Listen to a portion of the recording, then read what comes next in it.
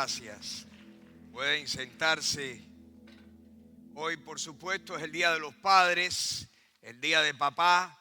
En muchos lugares en el mundo se celebra hoy el día honrando a papá, los papás que están vivos, los papás que ya han pasado y han muerto y han fallecido. Y hoy yo quisiera tener un mensaje para papá. Por supuesto que el mensaje no es solamente para papá, pero le aplica de una manera muy especial a papá. Pero mamá necesita oírlo, los hijos, no importa la edad, necesitan oírlo. Y hoy primero voy a hablar un poquito del problema y luego voy a hablar de la solución. Quisiera comenzar con una ilustración de algo que me sucedió en las últimas semanas, leyendo una literatura aquí de Miami-Dade County. Como ustedes saben, hay grandes problemas en los Estados Unidos, pero es en el mundo entero con el medio ambiente, ¿verdad? La deforestación, todo el asfalto y el cemento que se ha echado en las ciudades, pues nos ha robado de la bendición de tener a la naturaleza, los árboles. Y aquí en Miami-Dade County hay un esfuerzo a favor, en pos de la arboricultura. Es el poder sembrar y poder cultivar y poder cuidar a árboles, a plantas, etcétera. Y leyendo un poco de la literatura, casualmente, hace unas cuantas semanas de esto, pues leí un parrafito que yo quisiera repetirles, que creo que tiene mucha relevancia a lo que vamos a hablar hoy. Decía así: ¿cuál es el mejor momento para sembrar un árbol? Pues decía el autor, hay dos momentos, los dos mejores momentos para sembrar un árbol. El primero, hace 20 años. El segundo, hoy. El primero, hace 20 años. ¿Por qué? Porque lo que uno se da cuenta hoy, haberse dado cuenta y haberlo hecho hace 20 años, tendría hoy uno los resultados de 20 años de siembra, ¿verdad? Y tendríamos mejores y mayores resultados. Pero de no haberlo hecho, ¿cuál es el segundo mejor momento para hacer algo bueno? Hoy. 20 años atrás, claro. Hoy es el segundo mejor momento. Y yo quiero decirles, no importa lo que tú y yo hemos hecho 20 años atrás, si lo hicimos o lo dejamos de hacer, el segundo mejor momento para hacerlo y comenzar a hacerlo es hoy. Yo quiero decirle eso a cada papá que está aquí, a cada persona que está aquí, porque al yo hablar un poquito de cuál es el problema que hay, por supuesto, el problema en parte nos afecta a nosotros, porque a veces nosotros no hemos sido solamente las víctimas del problema, sino hemos sido causantes de una manera a mayor o menor escala. Por lo tanto, el reconocer, tengo que hacer algo diferente con mi vida. ¿Cuándo debí haberlo hecho? Hace 20 años. Pero si no lo hice, ¿cuándo es el segundo momento mejor para hacerlo? Hoy. Hoy es el mejor momento. Hoy es el primer día del resto de tu vida y de la mía. Amén. Hoy es el primer día del resto de nuestras vidas. Hoy es el momento. No nos desanimemos, Así es. No nos desanimemos. No pensemos, no lo hice. Lo que voy a estar es cabizbajo, deprimido, lamentando lo que debía de haber hecho bien que no lo hice. No. Dios me está dando la luz, Dios me está dando la facultad de entenderlo hoy para que yo arregle mis cuentas, primero con Él y segundo con mis semejantes hoy. Así que quiero que recuerden esa ilustración. ¿Cuándo es el mejor momento para sembrar un árbol? Bueno, el mejor momento, el primero hace 20 años y el segundo mejor hoy. El mensaje a papá. ¿Por qué es que este es un mensaje a papá? Porque yo quisiera hablar un poquito acerca de la institución más importante que hay en la tierra. La institución más importante que hay en la tierra, por supuesto, la iglesia, el cuerpo de Cristo es lo más importante desde el punto de vista espiritual. Pero desde el punto de vista humano, la institución primera que Dios instituyó fue la familia. Lo primero que Dios instituyó fue la familia. Cuando el Señor creó a Adán y a Eva, todavía no había habido ni procreación. Todavía no se habían multiplicado, y el Señor profetizó y dijo: por esta causa dejará el hombre a su padre y a su madre y se unirá a su mujer y serán los dos una sola carne. Y el Señor los bendijo y les dijo: fructifíquense, multiplíquense. Papá y mamá, la familia. La familia tiene problemas serios. En el año 2020 la familia tiene problemas más serios que nunca, más serios que nunca. Y yo quisiera señalarles, no todas, pero algunas razones de una manera breve, porque tengo mi tiempo muy limitado. Pero yo quisiera explicarles a ustedes algunas de las razones por qué la familia tiene hoy, en el siglo XXI, hoy tiene problemas probablemente más serios que nunca. Claro, mi punto de referencia principal son los Estados Unidos. Esta cultura, esta sociedad donde vivimos, este país donde Dios nos ha permitido vivir. Pero quiero que sepan que el problema es mundial. El problema que hay en la familia es global. Los mismos problemas lo tienen personas en otras partes del mundo. El mundo tiene serios problemas. La familia, la institución primera creada por el Señor, está sufriendo grandes agravios, grandes acechanzas. La familia tiene problemas serios.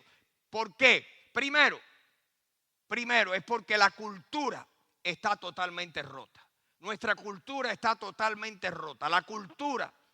La sociedad está rota. La sociedad está con tremendos problemas. La sociedad en general está rota, está descompuesta. La sociedad, la cultura está descompuesta y está particularmente rota hoy en día, porque yo opino que hoy estamos viviendo el cumplimiento de ciertas profecías bíblicas. Quiero mencionarles una de ellas que se encuentra en 2 de Timoteo, capítulo 3. El apóstol Pablo le escribió a Timoteo, inspirado. Pablo era un vidente de Dios. Era un vidente que podía ver, que podía profetizar. Dios le revelaba cosas, no otro espíritu. El Espíritu Santo era quien le revelaba cosas. Y Pablo le habla y le escribe a Timoteo en la segunda carta, que se considera que es la última carta que el apóstol Pablo escribió, 2 de Timoteo capítulo 3. Miren lo que dice, vamos a leer 5 versículos. Pablo le dice a Timoteo: debes saber también que lo siguiente, que en los postreros días, note esa frase, postreros días, en los postreros días vendrán, ¿qué cosa? Tiempos peligrosos. La pregunta es, ¿cuáles son los postreros días? Bueno, pues los postreros días comenzaron después que Jesucristo resucitó. Quiere decir que nosotros estamos en los postreros días, pero pensamos y piensan muchos eruditos y muchos conocedores de la Biblia y muchos estudiosos profundos de las profecías que estamos viviendo ya en los últimos tiempos de los postreros días. Y que en los postreros días todas las cosas que están predichas en la Biblia tendrían que aceleradamente irse cumpliendo con más frecuencia y con mayor intensidad. Los postreros días dice que vendrán tiempos peligrosos. ¿Qué quiere decir eso? Tiempos peligrosos. Y aquí el apóstol Pablo le explica a su discípulo Timoteo de qué estaba hablando Pablo, inspirado por el Espíritu Santo. Miren lo que dice, versículo 2. ¿Por qué? Lo que Pablo estaba refiriéndose es la sociedad, la cultura, las personas, cómo van a ser la gente en los postreros días, cuál va a ser, cuál va a ser su vida moral, cuáles van a ser sus pensamientos, sus criterios, cuál va a ser su teología, cómo van a ser, qué clase de personas van a vivir en los postreros días. Dice que habrá, ¿qué cosa? Hombres ¿qué? Hombres amadores de sí mismos. Número uno, hombres completamente egoístas. El egoísmo va a andar, pero completamente desubicado. El egoísmo. Dice que habrán hombres amadores de sí mismos, avaros, la avaricia, vanagloriosos, soberbios, blasfemos, desobedientes a los padres, ingratos, impíos, sin afecto, versículo 3, sin afecto natural, completamente entregados a su propio placer, sin afecto natural, implacables, calumniadores, intemperantes, en otras palabras, sin dominio propio alguno. Intemperante es alguien que no tiene dominio propio. Crueles, aborrecedores de lo bueno. Cuando vivamos en un tiempo donde lo malo se le dice bueno y a lo bueno se le dice malo, se está cumpliendo esto. Aborrecedores de lo bueno. Versículo 4, el próximo versículo. Traidores, impetuosos, en otras palabras, desenfrenados. Una manera de vivir desenfrenada. Amadores de los deleites más que de Dios. Versículo 4, versículo 5.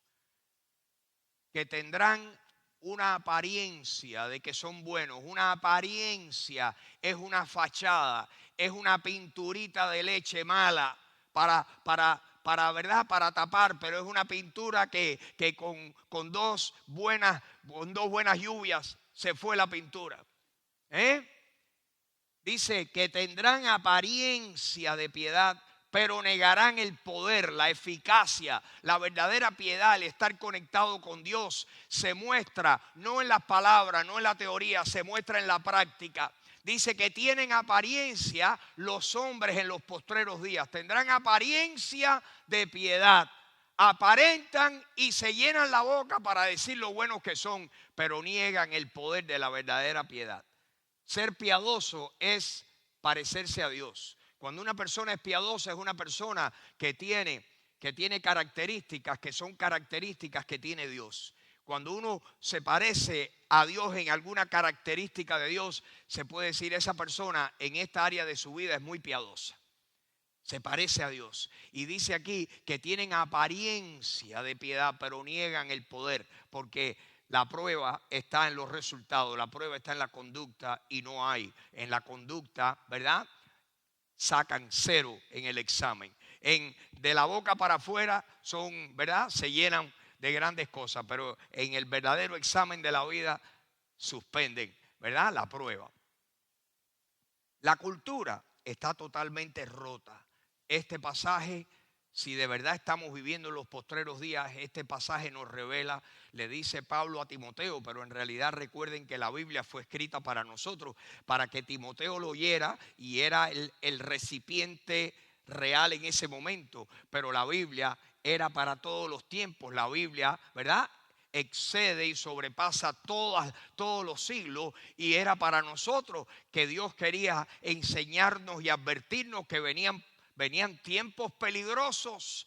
La familia está en problemas porque la cultura es lo que acabamos de leer, y la familia es el blanco principal de ataque. Todo lo que está sucediendo es producto de la obra del enemigo de Dios, que sabe que le queda poco tiempo, que está queriendo hacer de la suya. La Biblia dice que el maligno, que el mundo entero está en las manos del maligno. El mundo entero está en las manos del maligno. Créanme mis hermanos, y hago un paréntesis, el mundo no va a estar en las manos del maligno para siempre. viene un día de que el Rey de Reyes y Señor de Señores lo pondrá en orden. Y el mundo estará en las manos del bueno, del justo, del deseado. Un día el mundo va a estar en las manos del Señor y esa es la esperanza del cristiano. Pero volviendo a lo de la familia tiene problemas serios. La primera causa de los problemas serios es que la cultura está completamente fuera de control. La cultura está rota. Y la cultura nos afecta donde sea que estamos viviendo, porque estamos teniendo que coexistir en medio de esta cultura maligna y perversa. Y bueno, lo bueno es saber de que Dios quiere ayudarnos y de que hay algo que podemos hacer, y de eso voy a hablar en un momentico. Número 2, segunda razón por la cual la familia tiene problemas serios. La familia tiene serias deficiencias. ¿Por qué? La familia como tal tiene serias deficiencias. ¿Por qué? Déjenme darles mi criterio, que creo que lo he derivado y lo he sustraído de las páginas de las Sagradas Escrituras. La familia tiene serias deficiencias porque, óigame bien, la Biblia no ha sido la base. La Biblia no ha sido la base para la formación de los matrimonios y de los hijos. Y cuando usted deja fuera la Biblia, usted está dejando fuera a Dios. Dios nos ha dado el manual de instrucción. Dios nos ha dado. Él dice que Él nos habla a través de la palabra. Y que su Espíritu, cuando nos habla y nos guía y nos fortalece, es porque el Espíritu utiliza la Biblia. Pero si la Biblia está cerrada y la Biblia no la hemos practicado, entonces ¿qué pasa? Que la familia tiene serias deficiencias. ¿Por qué? Porque la base de Dios, la base para tener un hogar sólido es la palabra de Dios. Y quiero mostrarle lo que dice. Quiero hablarles del pueblo de Israel. Porque en la Biblia no hay mucho.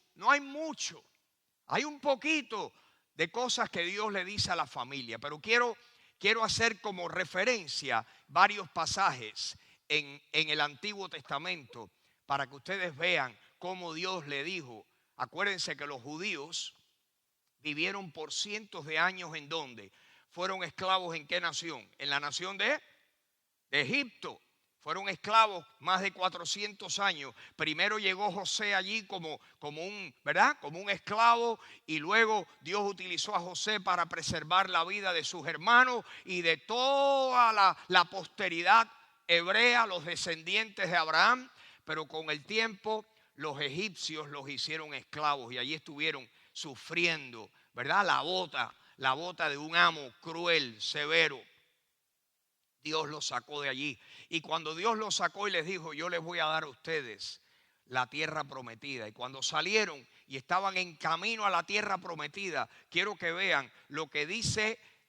Voy a darle poquitos pasajes porque el tiempo es corto, pero dice en Deuteronomio capítulo 6. Deuteronomio capítulo 6.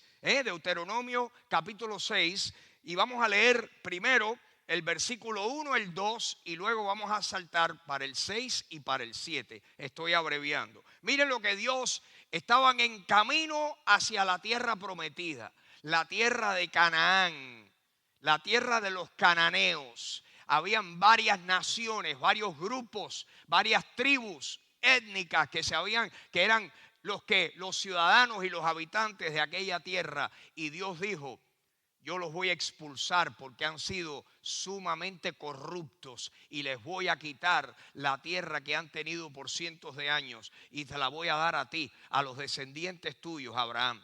Y entonces cuando salen y están en camino hacia la tierra prometida, todavía en el desierto, todavía no habían cruzado el río Jordán, cuando Moisés recibe palabra de Dios. Y miren lo que dice, versículos 1 y 2. Dice: estos pues son, ¿qué cosa?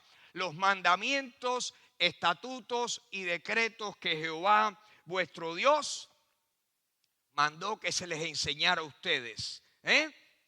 Para que ustedes hagan ¿qué cosa? Para que los pongan por obra en la tierra a la cual ustedes van para tomarla.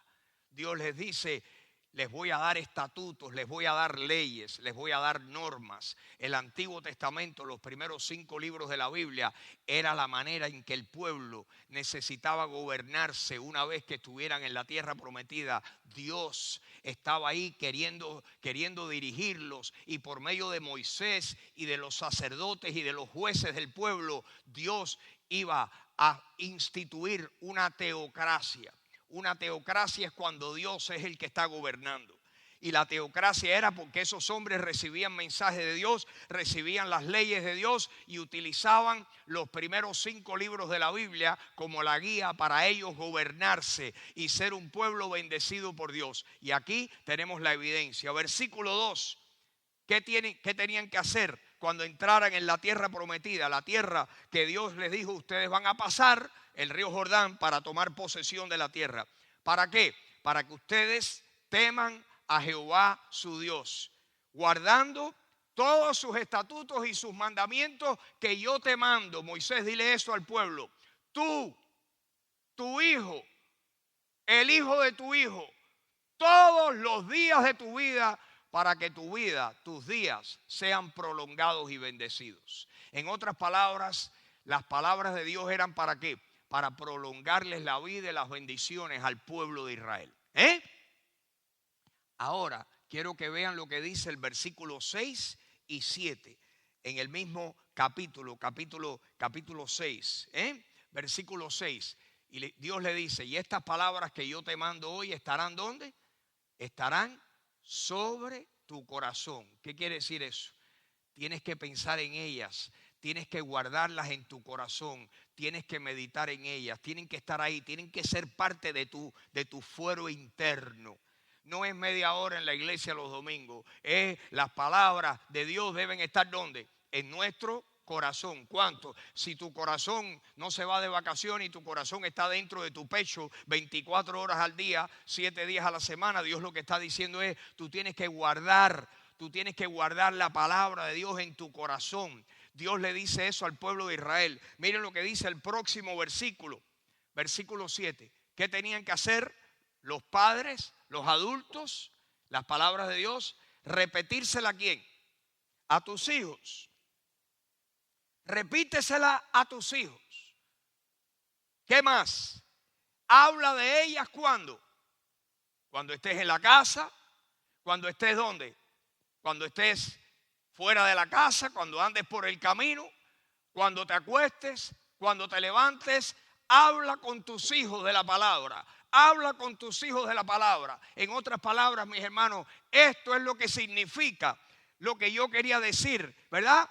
Que la Biblia se convierte en la base para nuestra familia. La Biblia, que la palabra esté con frecuencia enseñada, repetida, recordada, mencionada en una familia.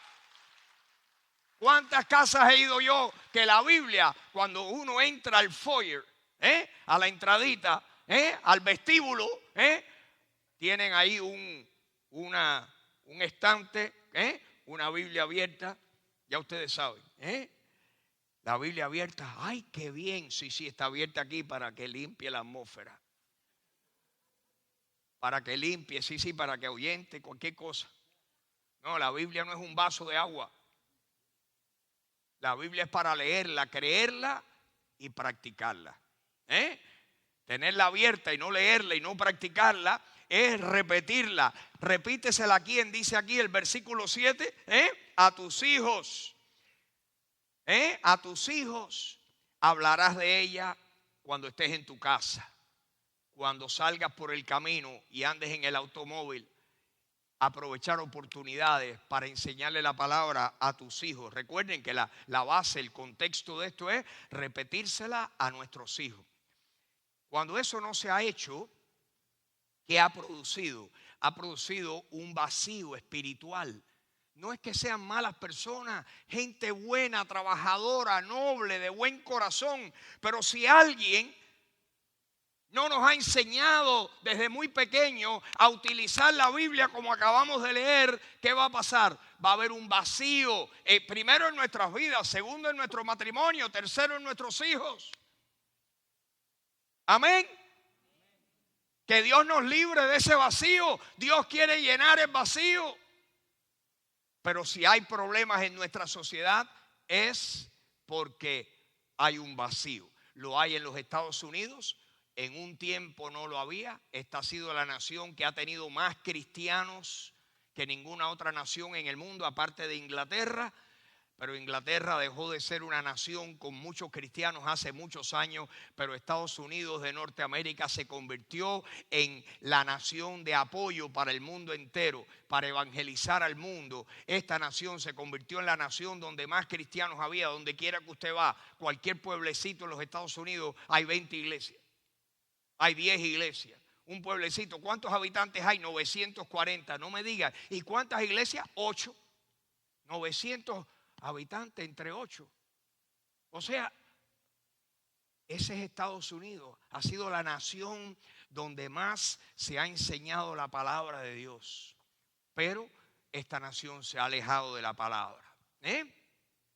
Yo les he contado muchas veces, llegué aquí en 1961 y para sorpresa mía, cuando llegué, imagínense ustedes, yo venía de una escuela, ya ustedes saben, allá en Calabazar, que eso era suelto y sin vacunar.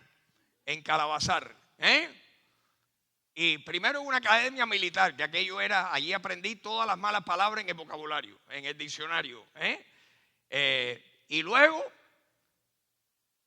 cerraron la academia militar, el gobierno cerró, no pueden haber academias militares aquí, y me mandaron para una escuela en Calabazar. Y de Calabazar llegué a Miami, y los primeros días no entendía, pero veía que había un período a las 9 de la mañana donde había que sentarse en un aula y allí por el alto parlante alguien salía y leía un pasaje bíblico y decía: y ahora vamos a tener un momento de oración. Y ahí aprendí que había que orar todas las mañanas. Si usted no quería, no lo tenía que hacer, pero que se leía la Biblia y se oraba todas las mañanas. 1962. Eso lo eliminaron. La infame atea, ¿verdad? Madeleine Mary O'Hair fue y hasta la Corte Suprema fue y la Corte Suprema dictó a favor de ella y quitaron la lectura bíblica y las oraciones de las escuelas y todo de ahí, ¿verdad? De la cultura norteamericana han sacado la Biblia y o sea que le dieron un puntapié a Dios. Y con Dios y con la moral y con las bendiciones de Dios se fue todo lo demás. Y aquí tenemos lo que tenemos en el año 2020, ¿verdad? Bien. Así que, y si usted lee el Antiguo Testamento, usted descubre, por ejemplo, el libro de Levítico, usted descubre que Dios le dice al pueblo de Israel: ustedes no pueden hacer las cosas que las naciones de donde ustedes vienen, lo que ustedes vieron hacer a los egipcios, no pueden seguir practicando eso. Yo prohíbo las prácticas que ustedes vieron en Egipto y lo que ustedes van a ver en las naciones donde ustedes van a entrar. Yo les prohíbo, la vida moral de ustedes tiene que ser diferente. Todo eso me desagrada a mí. Es más, en Levítico capítulo 18, quiero que vean lo que dice Levítico capítulo 18. Y tomen nota porque van a querer leerse, si no por otra cosa, por curiosidad, todo lo que habla Levítico capítulo 18. Pero en el capítulo 18, versículos 24 y 25, dice así: en ninguna de estas cosas ustedes se pueden amancillar. Amancillarse es contaminarse, ser impuros con ninguna de estas prácticas. ¿Por qué? Pues en todas estas cosas que han hecho, se han ¿qué? Corrompido ¿quién? Las naciones que yo he hecho de delante de ustedes. Con todas estas prácticas, y si usted se lee Levítico capítulo 18, es donde Dios prohíbe los contactos físicos y sexuales entre familiares, entre la copulación, con animales, la copulación con el mismo sexo. Levítico 18 habla de todo eso y para finalizar dice, en ninguna de estas cosas ustedes se van a ensuciar, se van a contaminar, pues en todas estas cosas se han corrompido ¿quiénes? Las naciones que yo estoy echando de delante de ustedes. En otras palabras, yo estoy expropiándole a estas naciones la tierra que en resumidas cuentas es mía. Porque el dueño de la tierra, ¿quién es? De Jehová es la tierra y toda su plenitud. Dice el Salmo 24. Y Dios le estaba echando, estaba expulsando a las naciones por la corrupción. Sacrificaban a sus hijos, a sus dioses. Se los sacrificaban. El sacrificio humano era común entre las naciones en Canaán. En Egipto, todo lo que hacían. Pero miren lo que dice el versículo 25, si me lo ponen, dice que la tierra fue ¿qué? Contaminada. ¿Y qué hizo Dios? Y yo visité ¿qué? Su maldad sobre ella y les estoy dando ahora las consecuencias de su maldad. Y la tierra, ¿qué hizo? La tierra, donde iban a entrar los judíos, ¿qué ha hecho la tierra? Vomitó a sus moradores. Y por eso Dios le concedió la tierra. La tierra prometida era porque Dios quitó a los que la tenían y se las concedió a los descendientes de Abraham. Pero los descendientes de Abraham tenían una responsabilidad y era traer una cultura monoteísta, la cultura de Dios, las escrituras, enseñárselas a sus hijos, no practicar las cosas que esos pueblos practicaban, eran sus costumbres paganas. La sociedad, la familia tiene problemas serios, ¿verdad? Por estas razones. Y número 3, la tercera razón por qué la familia tiene problemas serios es porque papá no ha jugado un papel importante. Papá no ha jugado un papel importante. Papá no ha jugado un papel importante. En muchos casos porque papá no sabía. Dicen en inglés, he didn't know any better. En otras palabras, no sabía la diferencia porque nosotros muchas veces somos el producto, ¿verdad? Nosotros somos el producto de nuestra crianza. Nosotros somos el producto de nuestra crianza. Ahora como cristianos podemos cambiar nuestra crianza. Y por la gracia de Dios y con la fuerza que da Dios y con ¿verdad? El poder transformador de Dios, puede que abuelo esté en mis huesos, pero que Jesús, si está en mi corazón, mi vida debe ser gobernada por Jesús. ¿No creen ustedes? Que Dios nos ayude, que Dios nos ayude. El protagonista principal, cuando uno ve una película en la televisión o en el cine, siempre hay un protagonista principal. En el libreto hay un protagonista, usualmente hay 2 protagonistas, ¿verdad? El actor principal y la actriz principal. La familia tiene un protagonista principal y el protagonista principal, aunque muchos no lo vean así, el protagonista que debe ser el principal en un hogar es papá, no mamá.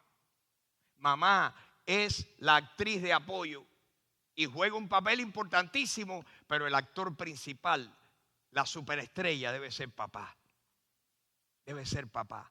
El doctor James Dobson, muchos de ustedes han oído y han oído los programas de radio, han visto, han leído sus libros. James Dobson fue el hombre que en los años 60 fundó esa organización en inglés que se llama Focus on the Family. Enfoque a la familia. Tienen programas de radio por todo el mundo, por el mundo entero, traducidos del inglés al español. Enfoque a la familia. Y hace años el doctor Dobson dijo que la crisis, el problema nacional número 1 en Estados Unidos, el problema número 1 en su opinión, la crisis número 1 en importancia y en urgencia en los Estados Unidos, ¿saben lo que dijo él? Y él es una autoridad en el tema de la familia. Dios lo dotó a él de tremenda sabiduría para ayudar, para restaurar a la familia. Por eso su programa estaba concentrado en la familia. Enfoque a la familia. Focus on the family. Él dijo, en mi opinión, el problema número uno, la crisis número uno de los Estados Unidos es la apaternidad. Apaternidad, la falta del padre, la falta de padre. Lo que les voy a leer ahora lo saqué recientemente de la computadora de Google. Ustedes saben que Google es el que sabe de todo. ¿Usted quiere aprender algo? Pregúntale a Google.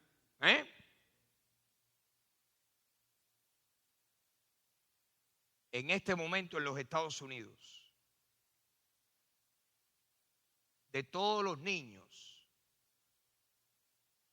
blancos en los Estados Unidos, el 24% de los niños no hispanos y blancos, el 24%, 24 de cada 100 viven en un hogar con un solo padre. Que en la mayoría de los casos, ¿quién es el padre? La que más sufre. La que se echa la carga encima. En la mayoría de los casos, yo sé que hay excepciones, pero en la mayoría, cuando hay un solo padre en el hogar y niños criando, ¿quién está ahí?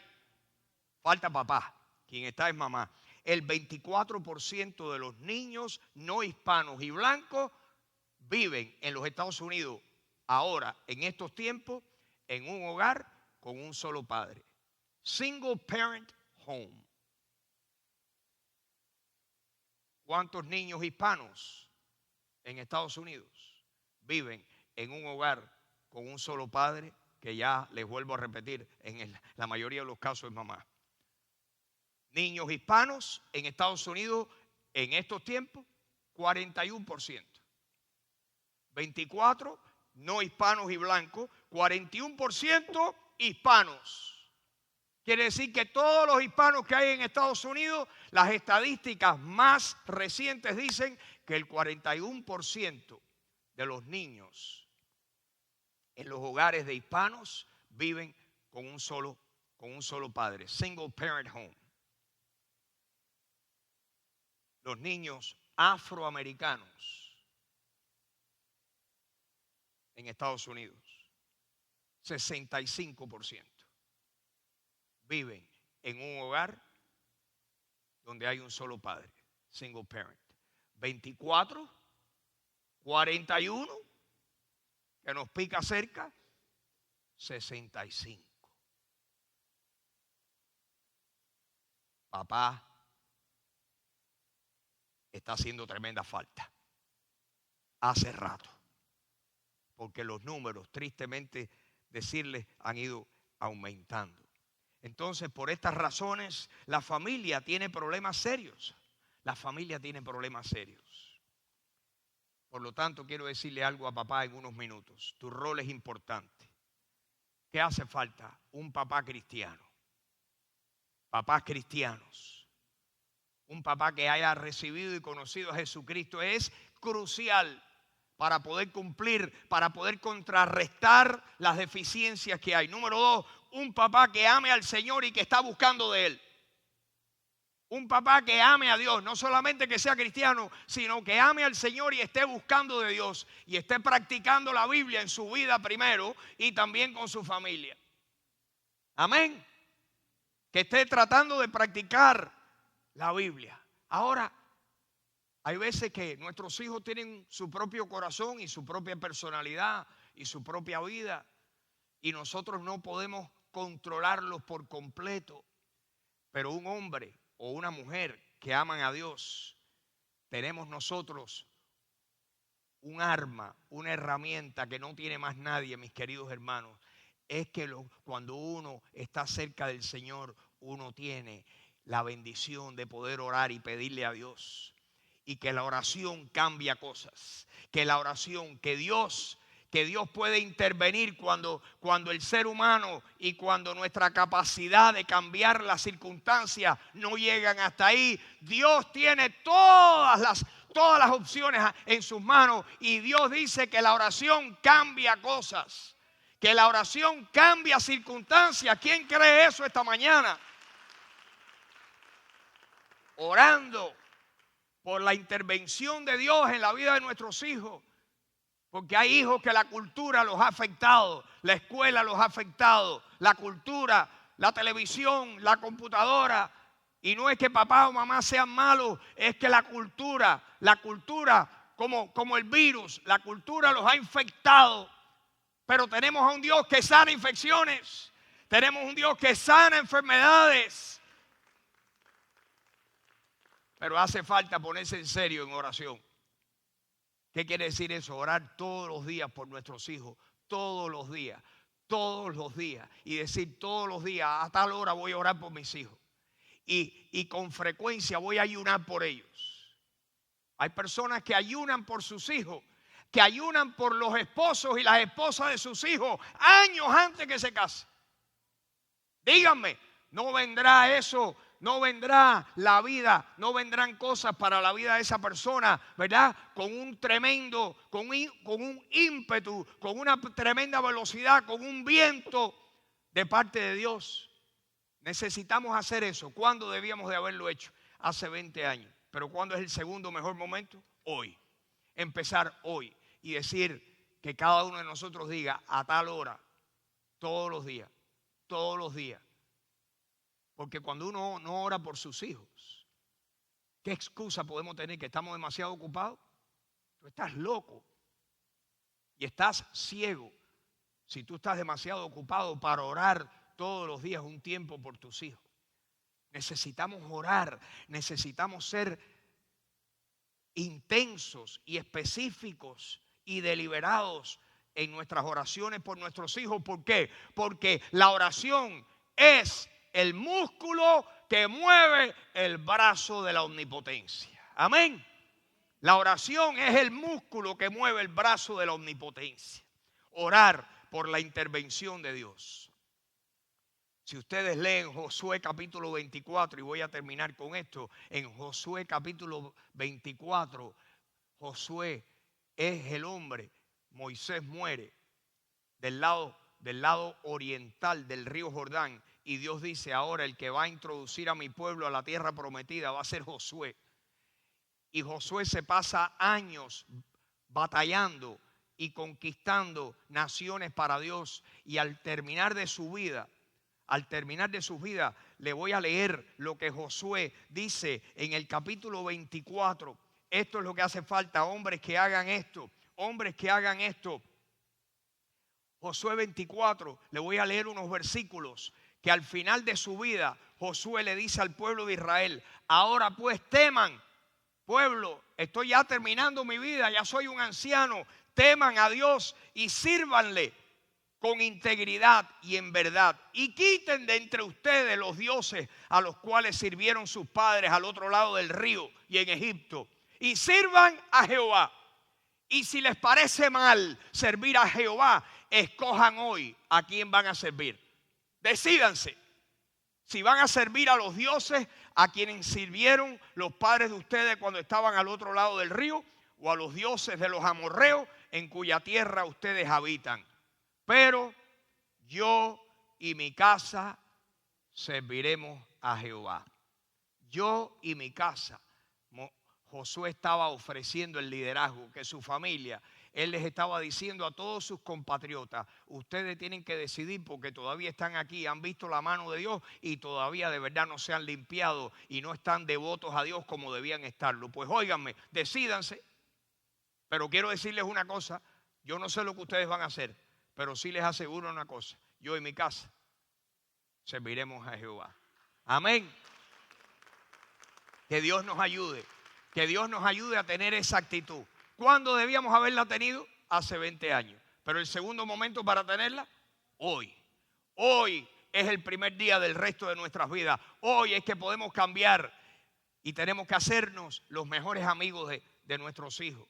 Tenemos que, no es solamente dándole órdenes como si fuéramos un sargento del ejército, es ser sus amigos. Mi esposa, cuando mis hijas eran jovencitas, me dijo: yo le voy a pedir al Señor, yo quiero ser la mejor amiga de mis hijas. Tenían 9, 10, 11 años.